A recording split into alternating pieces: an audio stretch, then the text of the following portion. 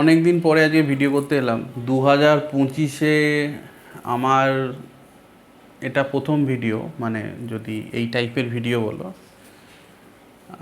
এটা আমার প্রথম ভিডিও। এবার কেন এটা প্রথম ভিডিও, কারণ হচ্ছে যে অনেক দিন হয়ে গেল স্টুডেন্টরা ফোন করছে পিএসসি যেই রেজাল্ট বেরোনোর পর যে কি হবে। এবারে তো 850 জনের জব হয়ে গেল, আমাদের কি হবে যারা আমরা বাকি আছি। এবার দেখো, প্রথম কথা হচ্ছে যারা 850 জন জব পেলো, তোমরা দেখেইছো, তাদেরও কিন্তু মানে জার্নিটাও তো সোজা ছিল না। যারা এবারে জব পেয়েছে তাদের কথা বলছি। 3 বছর ধরে চলছে একটা প্রসেস। 3 বছর, মানে প্রায় 3 বছরে ঠেকে গেছে।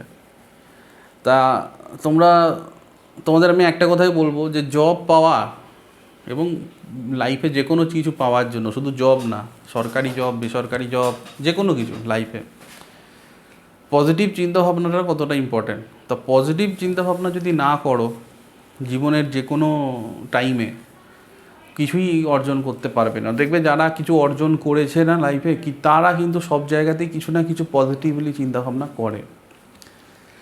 তা বিগত 2 বছর ধরে ওবিসি কেসের জন্য আমাদের বাকি পরীক্ষাগুলো যা অবস্থা হয়ে আছে, সেগুলো নিয়ে আজকে একটু আলোচনা করব। কারণ এই নিয়ে যে আশার আলোটা দেখেছিলাম আমরা 1 বছর আগে, যেটা হচ্ছে যে এইতে আমাদের একটা যে পিএসসি যে ক্যালেন্ডার বার করেছিল, সেই ক্যালেন্ডারে কোনো ভ্যালু নেই এখন বোঝাই যাচ্ছে। কারণ শেষ ডিসিশন রাজ্য সরকার নিচ্ছে। তা শেষ ডিসিশন রাজ্য সরকার কিভাবে নিচ্ছে তোমাদের একটা উদাহরণ বলছি। এই যে কেএমসির নোটিফিকেশনটা বেরিয়েছিল, তা কেএমসির নোটিফিকেশনটা ক্যান্সেল হলো। কারণ হচ্ছে, মানে ক্যান্সেল না, ওটাকে মডিফাই করে কোর্ট বলল যে ওটাকে নতুন ওবিসি নর্ম অনুযায়ী পাবলিশ করো। কিন্তু যেহেতু ক্ষমতাটা মিউনিসিপ্যাল সার্ভিসের হাতে, তা ওরা পুরো ব্যাপারটাকে ক্যান্সেল করে দিয়েছে। কারণ হাইকোর্ট বলেছিল যে 1 সপ্তাহের মধ্যে আবার নতুন করে নোটিফিকেশান দিই। তা তোমরা বুঝতেই পারছো যে এই সমস্ত চাকরির ব্যাপারে শুধু হাইকোর্ট না, রাজ্য সরকারের ডিসিশানটাও একটা বড় ব্যাপার। এই ডিসিশানের জন্য জয়েন্টের রেজাল্ট আটকে আছে। এই ডিসিশানটার জন্যই আমাদের অনেক ছেলে এখনও কলেজে ভর্তি হতে পারেনি। ওয়েস্ট বেঙ্গলের কলেজে ভর্তির কোনো প্রসেস নেই, শুধু ফর্ম ফিল আপ চলছে। কিন্তু কবে ক্লাস চালু হবে, অ্যাকচুয়াল ভর্তি কবে হবে, সেটা কেউ জানে না। তা এর সাথে কী কী পরীক্ষা আটকে আছে তোমরা জানো যে 1 বছরের বেশি হয়ে গেল এনএস নির্মাণ সহায়ক নিয়ে আমরা যেটা দেখেছিলাম, 450 মতো যে সিট ছিল, সব কিছু নিয়ে নির্মাণ সহায়ক, সাব অ্যাসিস্ট্যান্ট ইঞ্জিনিয়ার, জেলা পরিষদ, যে নির্মাণ সহায়ক প্লাস জেলা পরিষদ নিয়ে যে ভ্যাকেন্সিটা 450টা ছিল, তা সেটাও তো একটা টেন্টেটিভের পরেই চাপা পড়ে গেছে। ইভেন কেএমসিটারও একই অবস্থা হলো, পিএসসি এইরও সেরকমই অবস্থা। কারণ জুলাই মাসেই বেরোনোর কথা ছিল ক্যালেন্ডার অনুযায়ী, এবং অক্টোবরে পরীক্ষা হওয়ার কথা ছিল।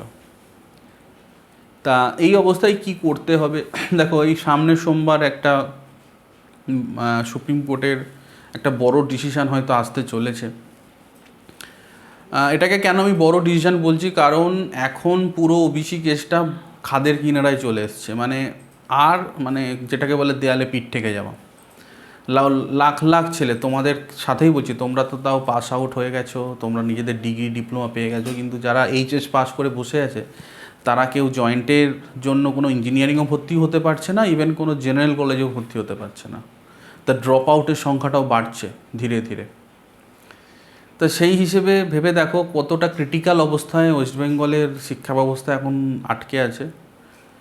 তা এখানে শেষ ডিসিশান কিন্তু রাজ্য সরকারই নেবে। তা আমি আশা করছি রাজ্য সরকার হয়তো কোনো একটা ডিসিশান নেবে সামনের সপ্তাহতেই। আর ভার্ডিক্ট যাই হোক, রাজ্য সরকারের পক্ষে হোক বিপক্ষে হোক, কারণ এতগুলো ছেলের ভবিষ্যতের ব্যাপার। তা হ্যাঁ, প্রশ্ন হলো তোমরা কি করবে? কারণ তোমাদের সুযোগ, মানে তোমরা যারা চাকরি এখনও পাওনি, যারা পিএসসি যেতে পেলে না, তাদের কি হবে? তা তাদের বলবো আমি, দেখো তোমাদের সামনে আরও বড় সুযোগ আসছে। কারণ এই একটা ওবিসি কেসের জন্য বিগত 2 বছর কোনো পরীক্ষা হয়নি, তা সেই সুযোগটা এবারে আসছে।